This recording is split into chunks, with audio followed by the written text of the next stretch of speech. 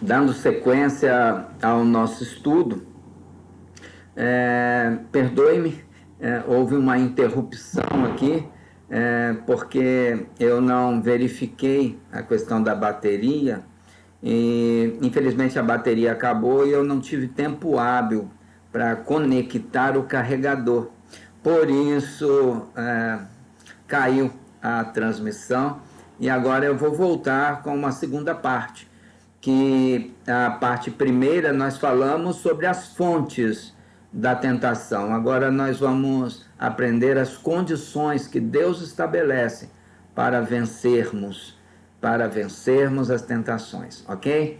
Então a Bíblia ela nos fornece algumas condições para obtermos vitória sobre a tentação ou sobre as tentações. Vira e mexe, estamos sujeitos a sermos tentados, porque vivemos em um sistema onde a proposta principal é nos levar à contramão da vontade de Deus. Esse sistema, ele, conforme a palavra de Deus diz, é regido pelo inimigo de nossas almas, porque a Bíblia diz que o mundo jaz no maligno. E nós temos em nós a tendência pecaminosa para exercermos aquilo que nos afasta de Deus, a praticarmos aquilo que nos distancia do nosso Senhor e que nos leva à contramão da vontade do Pai. Ok? Então nós vamos aprender agora quais são essas condições. Primeiro, estar alerta.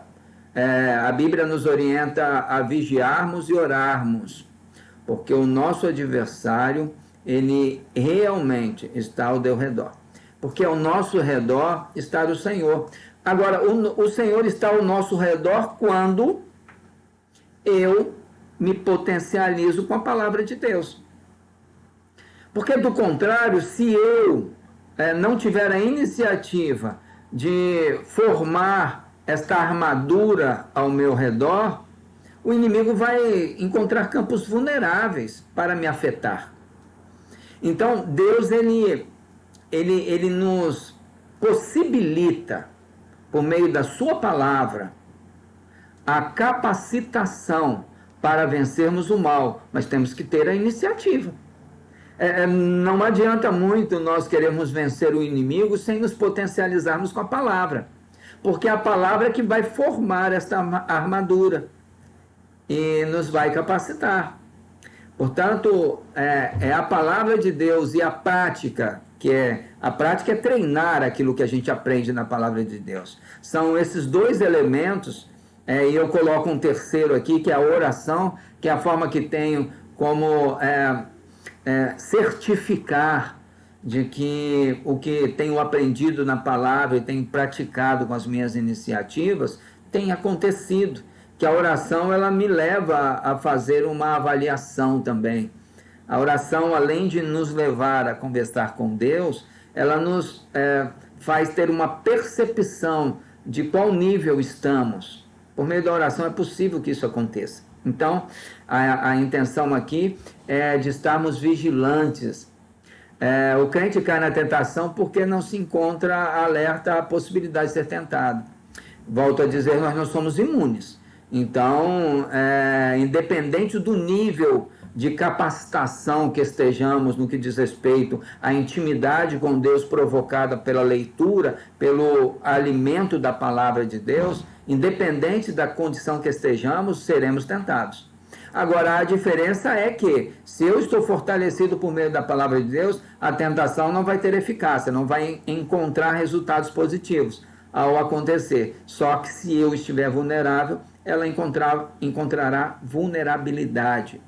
Não somos imunes e nem devemos nos sentir prepotentes suficientes para pensarmos que a tentação ela não tem poder de destruição, pois ela tem e nos cabe ser fortalecidos pela essência da palavra de Deus.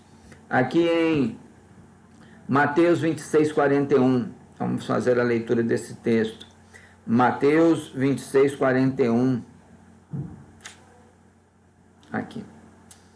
Mateus 26, 41. Diz: vigiem e orem para que vocês não caiam em tentação. O espírito está pronto, mas o corpo é fraco.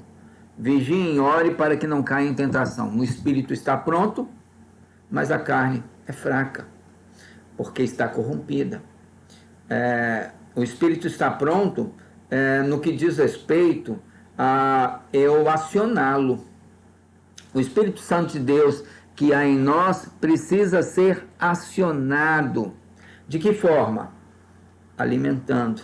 É aquela batalha que eu disse lá no estudo anterior sobre os dois personagens que eu citei, os dois soldados, os dois valentes, os dois lutadores, sejam quais forem, os dois guerreiros que estão lutando dentro da gente.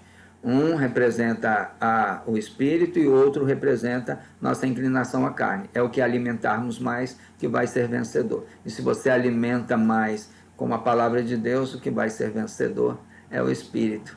Então, é nossa iniciativa provocar isso. Deus nos concede o que é necessário. Porém, todavia, entretanto, tem que haver a iniciativa de nossa parte de colocar isso em prática, por meio da leitura da palavra e por meio da prática da palavra. A segunda condição é ser cheio do Espírito Santo. E vem de encontro à primeira.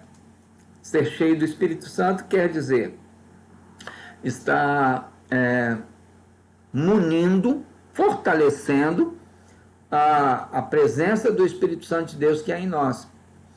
Eu fico pensando que nós temos uma variedade de inclinações a fazermos o que é errado, e no percurso de nossa história, muito do que aprendemos foi aquilo que satisfez a nossa carne. Logo, é como se estivéssemos entulhado de um monte de lembranças de atitudes erradas que praticamos. Por isso nós temos que, pela presença do Espírito Santo de Deus, nos munirmos da sua palavra, que vai agir como um desentulhador, ou seja, vai entrando em nós e como uma correnteza de águas fortes, vai jogando o que é entulho para fora. E aí nós teremos espaço suficiente para a presença do Espírito Santo. Por isso nós precisamos da palavra de Deus para nos purificar, para nos limpar, para tirar os entulhos, que são as lembranças ruins e o que essas lembranças exercem em nós ainda.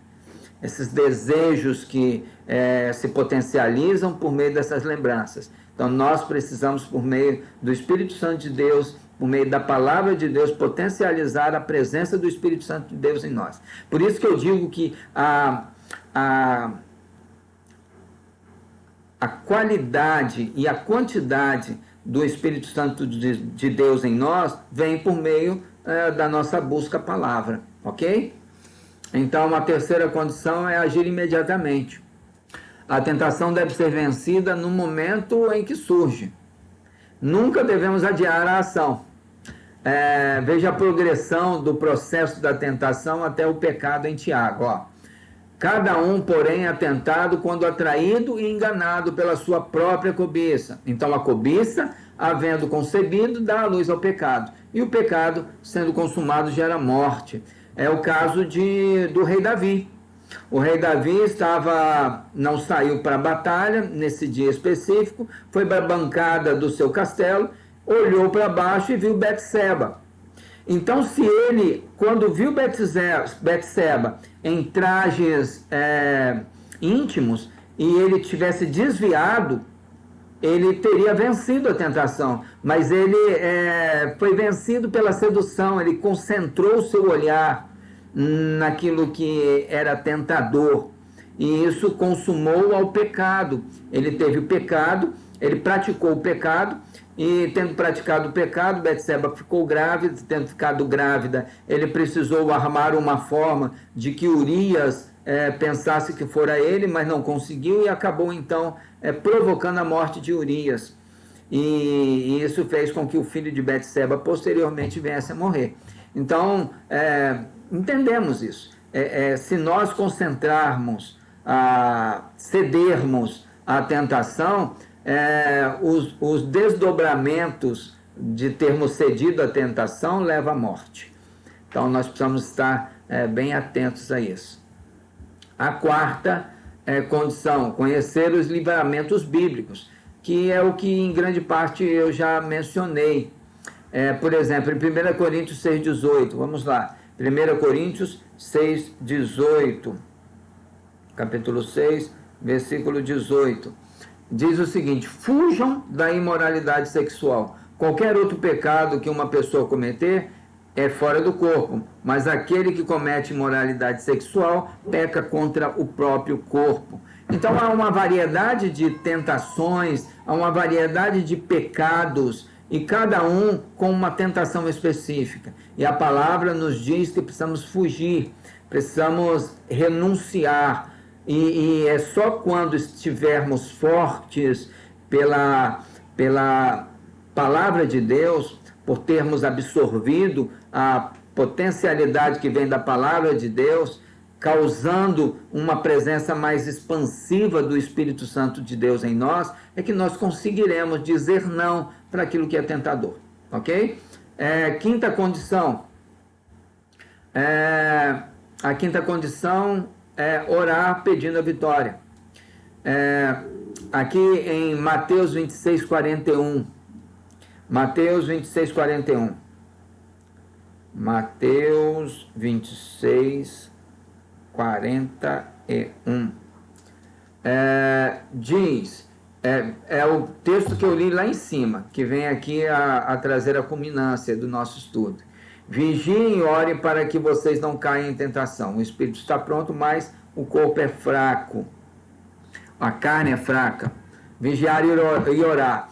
Ainda vamos ler Colossenses 4:3. Deixa eu ler um outro texto para embasar.